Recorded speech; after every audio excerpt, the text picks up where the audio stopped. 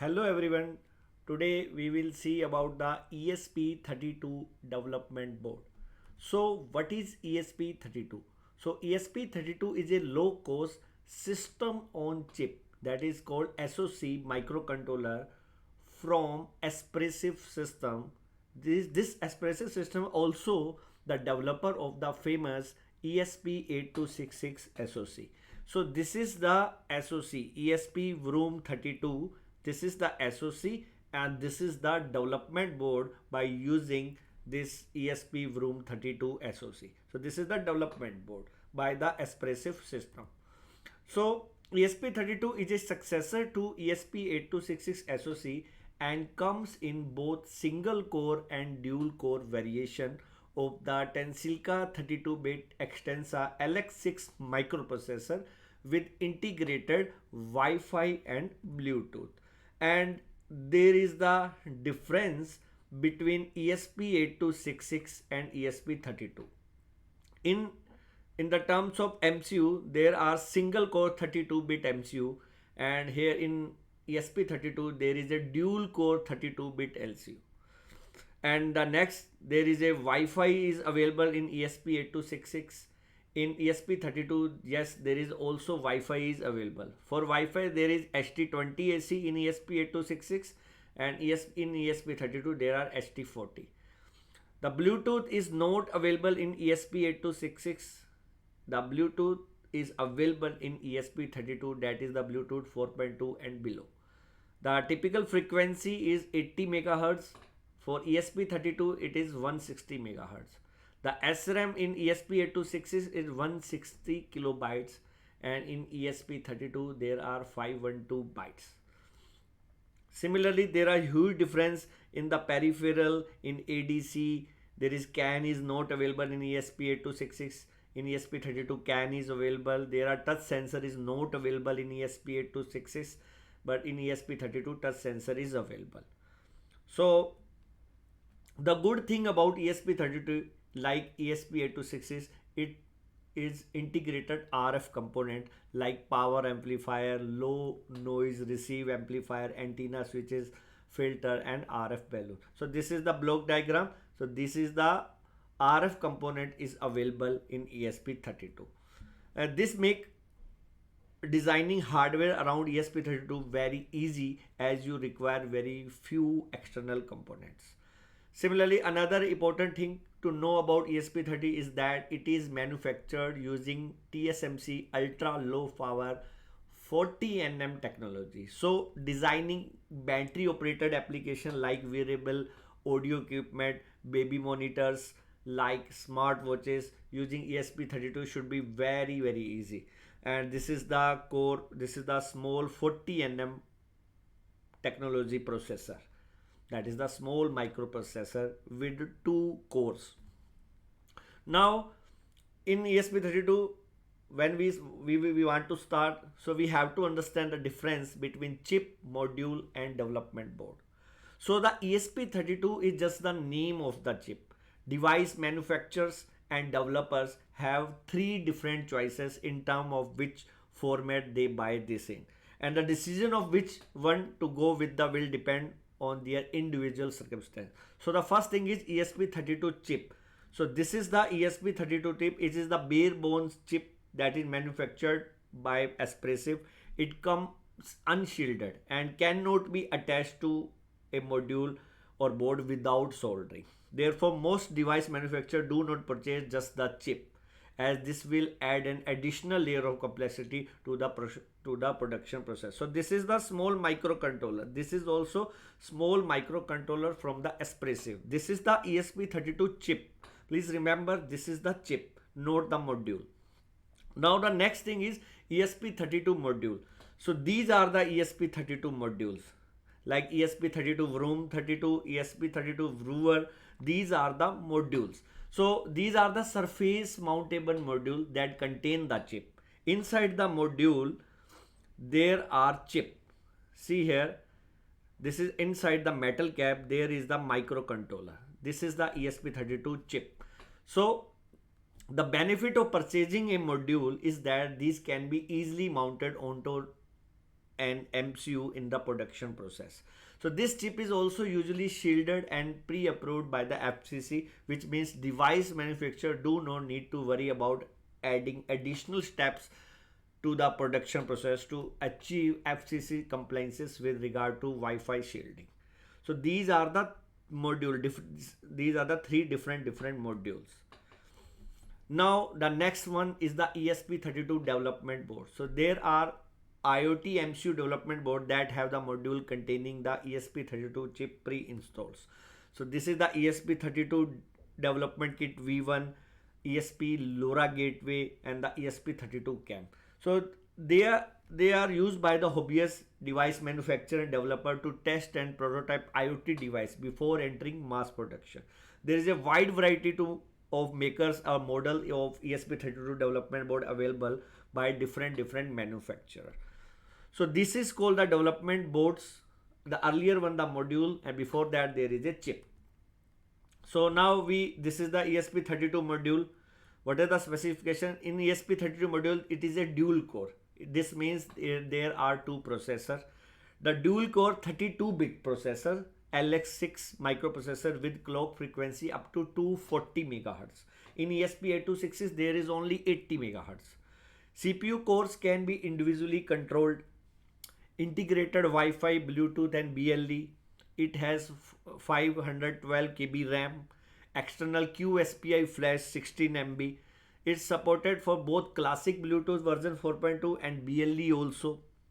There are up to 18 channels of 12-bit successive approximation ADC and 2 channel of 8-bit DAC is also available. That is digital to analog converters. Serial connectivity, like there are 4 SPI, 2 I2Cs, 2 I2S and 3 UART is available. It has also SD card, host controller and real-time clock controller. There are also motor PWM and also up to 16 channels of LED PWMs are there. And in this there is a cryptographic hardware acceleration of AES, hash, RSS, RSA, ECC and RNG. So this is the ESP32 development kit V1 board. This board we will use in our hands-on work. So this is the board. This is the ESP32 room module. This is the module, and this is the micro USB. There are two buttons. This is the reset button, this is the boot button, and this is the USB to UART bridge, and there is a 5-volt power on LEDs also there. So this is called a development board by using ESP room 32 module. So now we will see the pinout of ESP32. So in ESP32 development board, that is the dev kit 1 V1, the ESP32 development board has total of 30 pins. So there are a lot of versions, 30 pin, 36 pins version are available. So right now we are discussing only 30 pins that connect it to the outside world. For simplicity, pins with similar functionality are grouped together.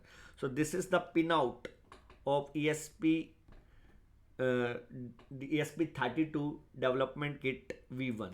So this is the 30 pins. Left hand side there are 15 pins, right hand side there are 15 pins, and this is there are some GPIOs, some SPI pin, I2C, ADC, DAC, touch sensor, UART pins, power pin, ground pins. So we will see every pin description separately. So see, first there is a power pins. So these are the power pin. There are two power pin, V in and 3.3 volt. The V in pin can be used to directly supply the ESP32 and its peripherals if you have a regulator 5 volt voltage source. The 3.3V3 or 3.3 volt pin is the output of the onboard voltage regulator. So there is LDOs also there. So the pin can be used to supply power to external component, and there is a ground pin of ESP32 development board. Now the next is the enable pin. So this is the enable pin used to enable the ESP32. This chip is enabled when pulled high. So when pulled low, the chip works at the minimum power. Now the GPIO pin, there are total 25 GPIO pins in the purple color. There are some pins are inputs. These pins are only inputs pins. So each digital enabled GPIO can be configured to internal pull up or pull down and set to high impedance. Now what is the order, which pin is safe to use. So this is the pin, the green one is the safe to use. You can use this pin safely. So now next, the ADC pin. The ESP32 has 15 12-bit ADC input channel. These are the GPIOs that can be used to convert the analog voltage on the pin to the digital number. So these are the total 15 12-bit ADC. 12-bit ADC means it is the resolution of this ADC is 12-bit, means 2 to the power 12 4096, 0 to value converted into 4096. Now these are the two 8-bit DAC pin that can be used to convert digital signal into true analog value. It can be used as a digital potentiometer to control analog devices. This dual DAC on the ESP32 has 8-bit resolution, which means that value between 0 to 256 will produce an analog voltage somewhere between 0 to 3.3 volt. Similarly, there are touch pins. So there are total 9 capacitive touch sensing GPIO. When a capacitive load such as a human finger is in close proximity to GPIO, the ESP32 detects the change in capacitance. So these pins can be easily turned into a touchpad by connecting them to any conductive object such as wire, thread, foil, cloth, conductive paint, etc. So the low noise nature of the design and the high sensitivity of the circuit allow relatively small pads to be used. And there are some SPI pins. So SPI pin in ESP32, there are SPI, HSPI and VSPI in slave and master modes. The SPI also support the following general purpose feature. There are 4 timing modes of SPI: format transfer up to 80 MHz and divided clocks of 80 MHz up to 64 bytes FIFO. Only VSPI and HSPI are usable SPI interfaces, and the third SPI bus is used by the integrated flash memory chips. So HSPI means hardware serial peripheral interface, and V means virtual SPI, that is virtual serial peripheral interface. The I2C, these are the I2C pins. You can connect up to 112 sensor and its peripheral, that I2C peripherals. So there are HDA and SCL pins are by default assigned to following pins though. So you can bit bang the I2C protocol on any GPIO pin with wire.begin command. There are some UART pins. There are 2 UART interfaces, UART0 and UART2, which provide asynchronous communication with using RS232 and RS485. So these are the some UART pins. These are the some 25 approx PWM channels are there. There are PWM controller are there. So these are the RTC pins. This is RTC low power subsystem. They are also called RTC GPIO. So the ESP32 can be programmed in different programming environments. For that, you can use Arduino IDE, you can use Expressive IDF, you can use MicroPython, you can use JavaScript, and you can use Lua language also. So right now we will use Arduino IDE for the programming the ESP32. So we have to install Arduino IDE. So now we have to install Arduino IDE. For that, we have to open a website arduino.cc. So we will search for that. This is the www.arduino.cc. We have to open this website, and here we have to click on software, and right now we are installing the Arduino IDE. So this is the Arduino IDE version 2.0.0 that we have to install. So this is the Windows first one. There are 3 options for Windows. Windows 10 is newer, for MSI installer and zip file. So we have to click this Windows 10 and installer, and now we have to click on just download. So now it download the Arduino IDE. So in my case, I am downloading the Arduino IDE. So it will take some time. Same process you have to follow. It depends on your internet speed also, how much time it will take. So Download is about to near to complete. So now just open this file and now click on I agree. So anyone on this computer you can use this. Again click on yes I agree, then click on install. This is the destination folder where it is installing. So now it is installing. So now it will take some time to in installation. We have to wait here. So now it's completely installed. So now open the Arduino IDE. So this is the newest Arduino IDE. In this Arduino IDE you have to select the board. So right now our board is ESP32. So here we have to select the we have to write here the ESP32, and our board is this one. We have to select, this is the do it ESP32 development kit V1. We select the board and now we select the COM port, at which COM port your board is connected. We select that COM port and then click on OK. So this is the newest Arduino IDE that we are using, that Arduino IDE 2.0.0. In the earlier Arduino IDE we have to manually add the board. Here we have to copy the board additional board manager URL. Here we have to copy, then we have to download the board from the board manager. But in the newest Arduino IDE there is no need to install that. That is all board are already available. You have to just select the board and select the COM port, and remaining software that automatically installed. So now we selected the board. This is our board at this COM port.